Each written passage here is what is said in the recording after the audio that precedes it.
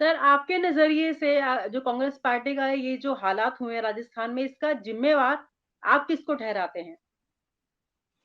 देखिए, इसके जिम्मेदार तो मैं भूतपूर्व मुख्यमंत्री अशोक गहलोत को मानता हूँ। अगर वह वजह? गुटबाजी नहीं करते तो झुंझुनू सीट आती और रामगढ़ सीट आती, जी,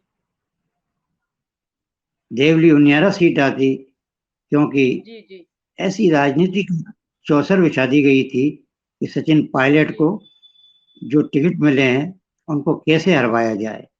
इसलिए जी, कांग्रेस की बहुत ही दयनीय हालत हो रही है जी, जी। और इसके सर, वहीं जिम्मेदार करोड़िया लाल। जी, जी। इसके जिम्मेदार सर।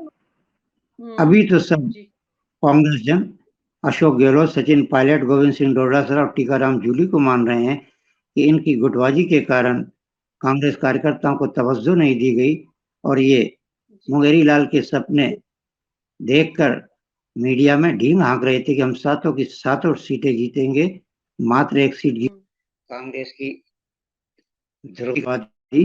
इसलिए अब गोविंद सिंह डोटासरा पर कांग्रेस हाईकमान का भरोसा उठ गया है और उनका बदला जाना 100%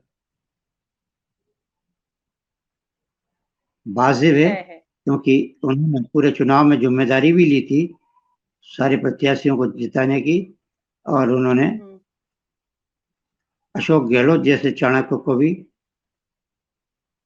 अपने आला नेताओं से कहकर महाराष्ट्र के मुख्य पर्यवेक्षक के चुनाव में लगवा दिया था। सर, मेरा अगला सवाल आपसे ये है कि जो करोड़ी लाल मीणा है, इस समय उनकी तबीयत काफ़ी खराब है। खबरें ये आ रही हैं कि उनको रातों-रात हॉस्पिटल में एडमिट भी किया गया है और आईसीयू में एडमिट है। क्या वजह है उनके पीछे? क्या उनकी तबीयत क्यों बिगड़ गई इतनी? देखिए, करोड़ीलाल मीणा जी चुनाव में भी बहुत व्यस्त रहे जी, और चुनाव हारने के बाद वो इतने जी, मानसिक तनाव में हैं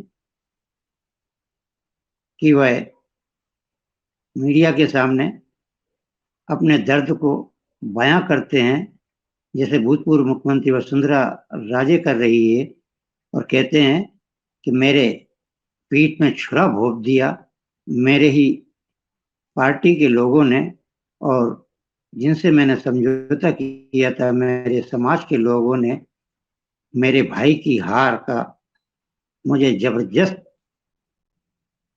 गहन दुख है। 40 वर्षों तक मैंने इस प्रदेश की सेवा की, दौसा की सेवा की और फिर मेरे ही समाज के लोगों ने मेरे एक भाई को जिताने के अनुरोध को ठुकरा दिया। इसलिए वे मानसिक रूप से और अन्य प्रकार से वह बहुत परेशान हाल थे।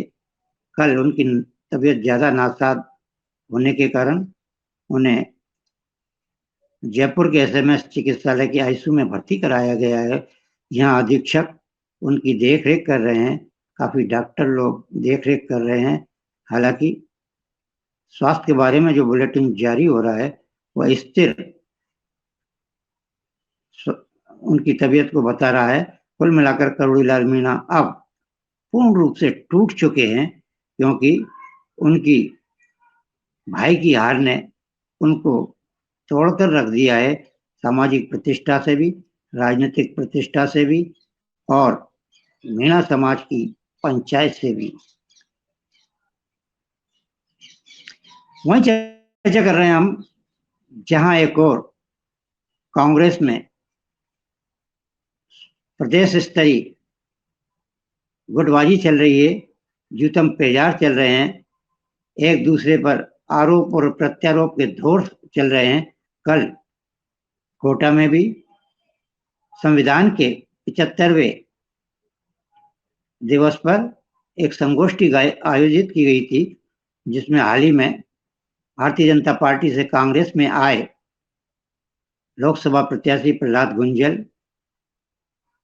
प्रदेश महिला कांग्रेस की अध्यक्ष राखी गौतम, प्रदेश सचिव शिवकांत नंदवाना सहित सैकड़ों कार्यकर्ता मौजूद थे।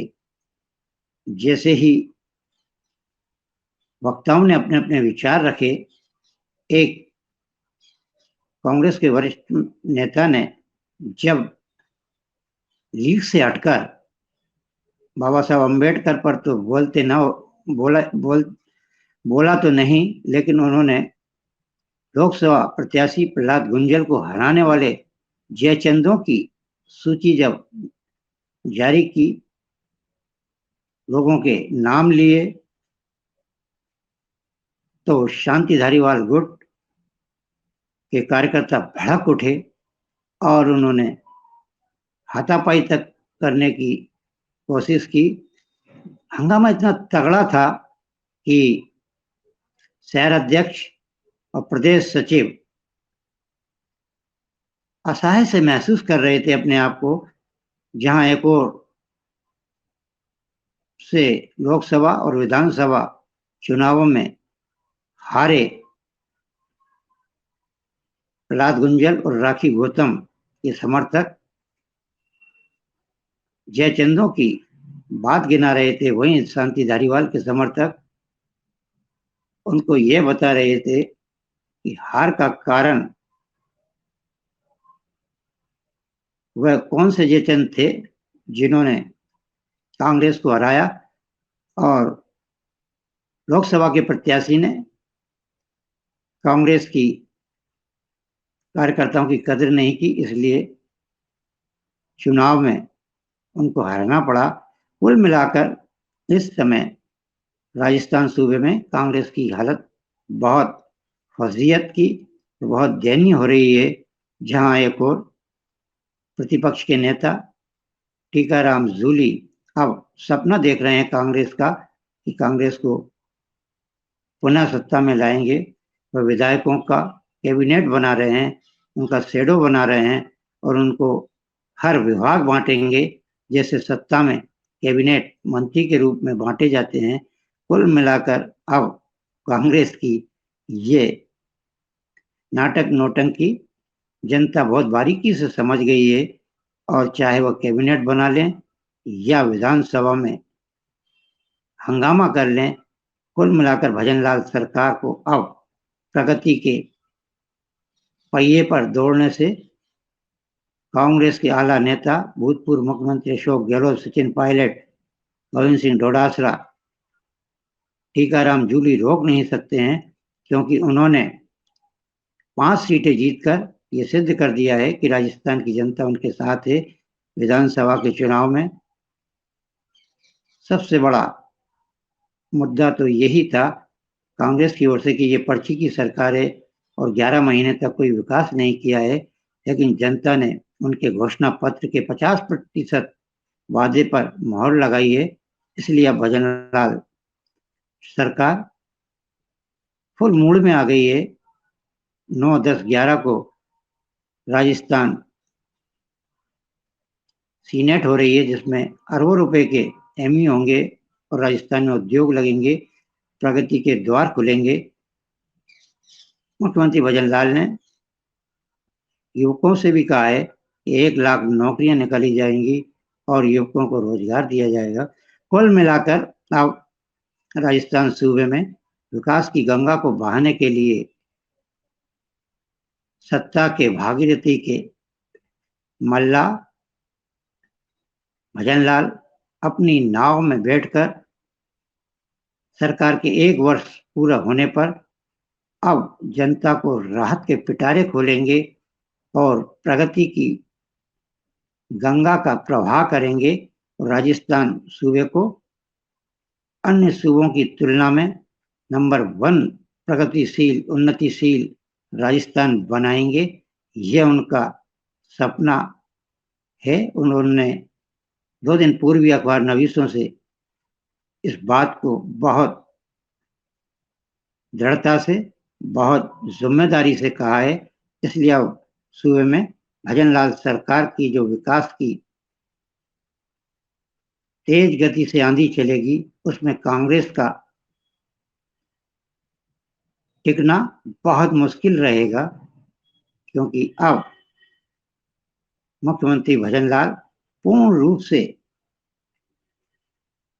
राजस्थान के सक्सेस और पावरफुल मुख्यमंत्री बन गए हैं। 5 साल तक तो वह इस प्रदेश की फिजा बदल देंगे।